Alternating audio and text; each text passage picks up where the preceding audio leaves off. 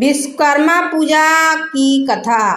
सूत जी बोले, प्राचीन समय की बात है। मुनि विश्वामित्र के बुलाने पर मुनि और सन्यासी लोग एक स्थान पर एकत्र हुए। सभा करने के लिए मुनि विश्वामित्र ने सभी को संबोधित किया। मुनि विश्वामित्र ने कहा कि हे मुनियों, आश्रम में दुष्ट राक्षस यज्ञ करने वाले हमारे लोगों को अपना भोजन बना लेते हैं, यज्ञों को नष्ट कर देते हैं, जिनके कारण हमारे पूजा पाठ ध्यान आदि में सब परेशानी हो रही है। इसीलिए अब हमें तत्काल उनके कुकृत्यों से बचने के लिए उपाय अवश्य करना चाहिए। मुनि विश्वामित्र की बातों को सुनकर वशिष्ठ मुनि कहने लगे कि एक बार पहले भी ऋषि मुनियों पर इस प्रकार का संकट आया था। उस समय हम सब मिलकर ब्रह्मा जी के पास गए थे। ब्रह्मा जी ने ऋषि मुनियों को संकट से छुटकारा पाने के लिए उपाय बताया था। ऋषि लोगों को ध्यान पूर्वक वशिष्ठ मुनि की बातों को सुना और कहने लगे कि वशिष्ठ मुनि ने ठीक ही कहा है, हमें ब्रह्मदेव की ही शरण में जाना चाहिए।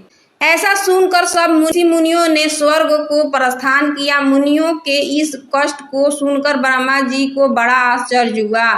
ब्रह्मा जी कहने लगे कि हे मुनियों, राक्षस से तो स्वर्ग में रहने वाला देवता को भी भय लगता रहता है, फिर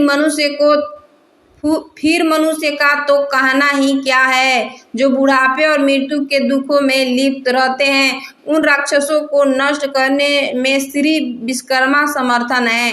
आप लोग श्री विश्वकर्मा के शरण में जाएं। इस समय पृथ्वी पर अग्नि देवता के पुत्र मुनि अंगिरा यज्ञों में श्रेष्ठ पुरोहित हैं,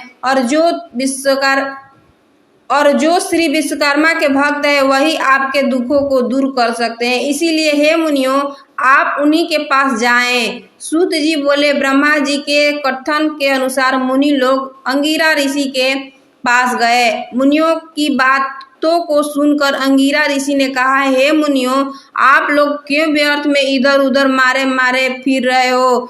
दुख दूर करने में विश्वकर्मा भगवान ने अतिरिक्त और कोई भी समर्थन नहीं। अमावस्या के दिन आप लोग अपने साधारण कर्मों को रोककर भक्ति पूर्वक श्री विश्वकर्मा कथा सुने और उनकी उपासना करें। आपके सारे कष्टों को विश्वकर्मा भगवान अवश्य दूर करेंगे। महर्षि अंगिरा के बातों को सुनकर सभी लोग अपने अपने आश्रम को चले गए। तत्पश्चात अमावस्या के दिन मुनियों ने यज्ञ किया। यज्ञ में विश्वकर्मा भगवान की पूजन किया, श्री विश्वकर्मा कथा को सुना, जिसका परिणाम यह हुआ कि सारे राक्षस भस्म हो गए, यज्ञ विघ्नों से रहित हो गया, उनके सारे कष्ट दूर हो गए। जो मनुष्य भक्ति भाव से विश्वकर्मा भगवान का पूजा करता है वह सुखों की प्राप्ति करता हुआ संसार में बड़े पद को प्राप्त करता है। अध्याय 2। प्राचीन काल में जितनी भी राजधानियां थी उन सभी का निर्माण विश्वकर्मा जी के द्वारा ही किया गया था। यह तक कि सतयुग का स्वर्ग लोक, त्रेता युग की लंका, द्वापर युग की द्वारिका और कलयुग की हस्तिनापुर सभी विश्वकर्मा जी के द्वारा ही रचित थे। सुदामापुरी की रचना के बारे में भी यह कहा जाता है कि उसके निर्माता भी विश्वकर्मा जी ही थे। इससे यह पता चलता है कि धन्य दान की अभिलाषा करने वालों को भगवान विश्वकर्मा की पूजा अवश्य करनी चाहिए। विश्वकर्मा जी देवताओं के शिल्पी के रूप में विशिष्ट स्थान प्राप्त है। भगवान विश्वकर्मा की एक पौराणिक कथा के अनुसार प्राचीन काल में काशी में रहने वाला एक रथकार अपनी पत्नी के साथ रहता था। वह अपने काज में निपुण तो था, लेकिन स्थान स्थान पर घूमने पर भी वह भोजन से अधिक धन प्राप्त नहीं कर पाता।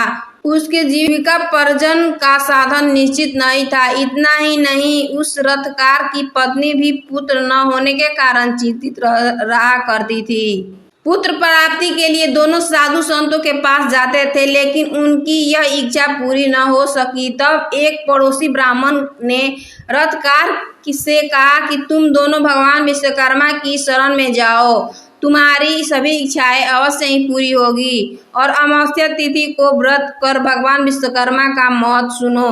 इसके बाद अमावस्या को रथकार की पत्नी ने भगवान विश्वकर्मा की पूजा की, जिससे उसे धन धान और पुत्र रत्न की प्राप्ति हुई और वही सुखी जीवन व्यतीत करने लगे। अगर मेरी वीडियो अच्छी लगी हो तो चैनल को लाइक सब्सक्राइब दोस्तों को शेयर कर देना। धन्यवाद। राधे राधे।